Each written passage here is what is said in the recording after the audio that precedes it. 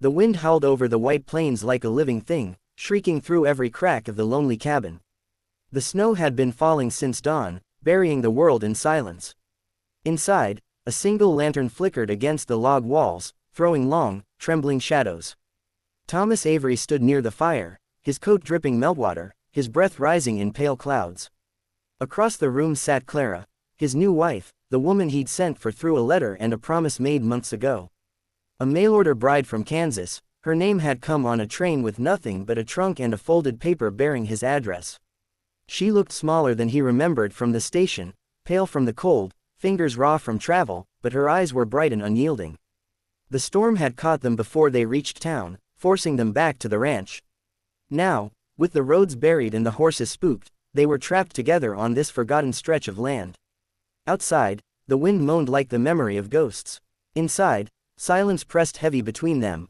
Thomas busied himself stacking wood, trying not to think about how quickly everything had changed, how strange it felt to share this space with someone he barely knew, someone who now bore his name. Clara's voice broke the quiet. "You said there were neighbors nearby," she murmured. "There are," he answered. 10 miles east, maybe more. But not in this weather." Her gaze flicked to the window. The world outside was a wall of white. "Then it's just us." Thomas nodded, still facing the fire. "Just us." She didn't speak for a while. The only sound was the crackle of the logs and the wind clawing at the shutters. Then she said softly, "We're alone now, time to do what's necessary."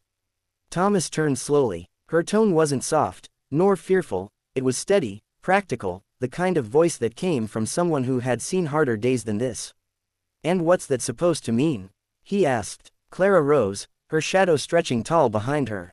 "Survive," she said simply. "This storm will take us both if we don't act." He almost laughed, but there was no humor in it. "I've handled winters before." She stepped closer to the fire, her expression sharp. "Then you know this one's worse.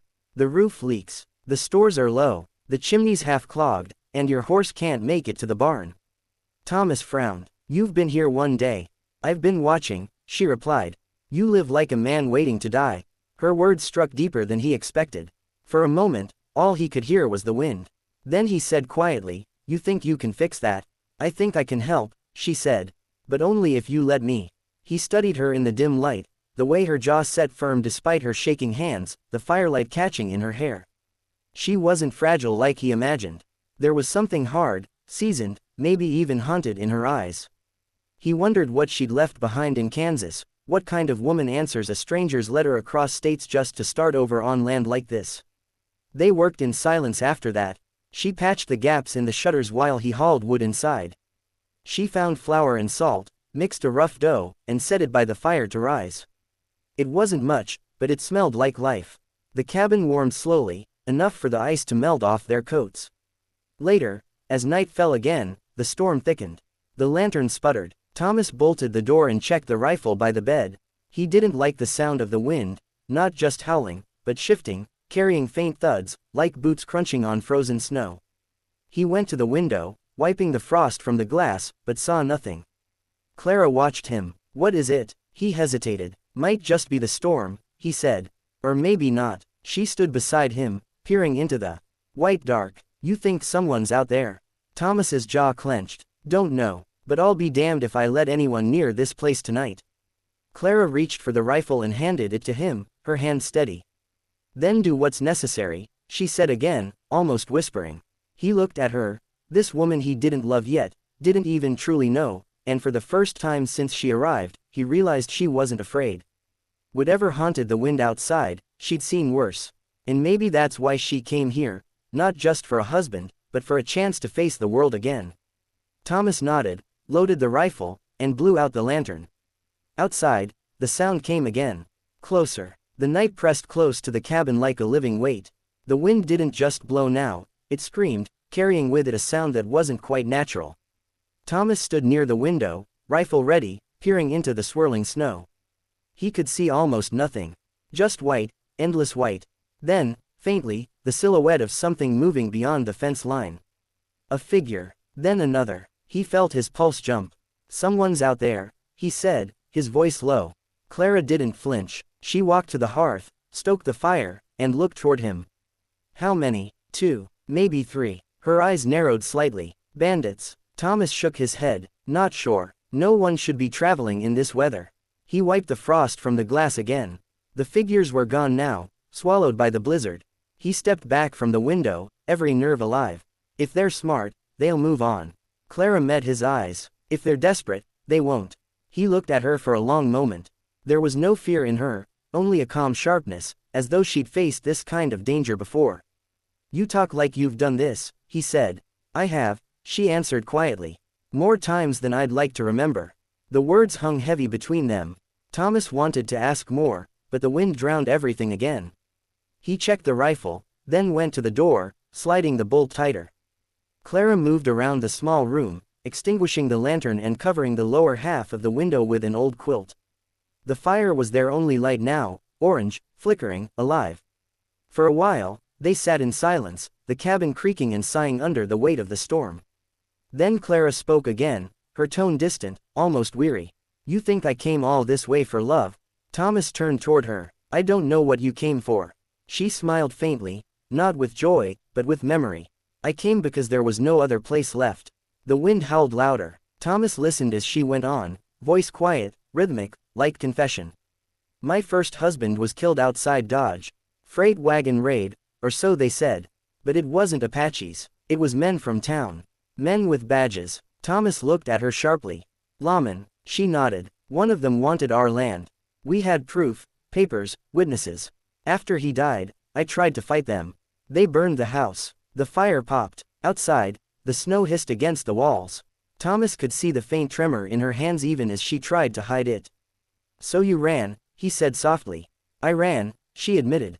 But not before I took something they wanted. He frowned. What? She hesitated, then reached into her skirt pocket and drew out a small leather pouch. When she opened it, Thomas saw a folded sheet of paper inside, old, yellowed, sealed with wax. Land deed, she said. My husband's land, signed and witnessed by a U.S. Marshal. It's proof they stole everything. Thomas's stomach turned. And those men, they're after you. She nodded once. They'll come, maybe tonight. As if the storm itself had been waiting for her words, a distant thud echoed from outside, wood splitting. Thomas swung toward the door, rifle up. Stay back, he said. Clara didn't argue. She moved to the corner, crouched low, her eyes never leaving the door. The wind roared, then died suddenly, a stillness so absolute it made Thomas's ears ring. Then came the crunch of boots on snow. Slow, deliberate. He raised the rifle, heart hammering. A shadow fell across the frosted window, tall, heavy, human. Then a voice, muffled but distinct. Avery, we know she's in there. Hand her over and no one gets hurt. Thomas's blood ran cold. He didn't recognize the voice, but the tone was official, commanding, the kind that came from men used to being obeyed. Clara's eyes met his, and he saw the truth written there. They'd found her. He stepped closer to the door, shouting over the storm. You've got no business here. The voice came again. You're harboring a fugitive and stolen property. Don't make us burn you out. Thomas's jaw set. He thought about the letter he'd written months ago, the promises he'd made to a stranger.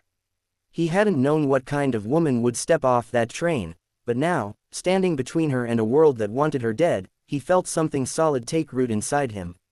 He wasn't going to hand her over. He looked at Clara. You trust me? She nodded slowly. I trusted you the moment I stepped off that train.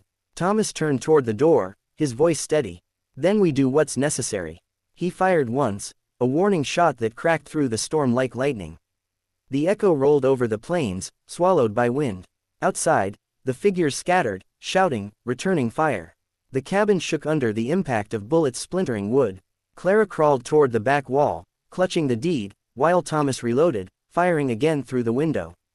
Snow burst through every new hole in the wall. Smoke filled the cabin, and through it all, Thomas heard Clara's voice, calm, unwavering, they won't stop. He gritted his teeth, firing once more. Neither will we. Outside, the shadows regrouped. Inside, the last of the firelight flickered across their faces, two strangers bound by survival, by fate, and by something neither of them dared name.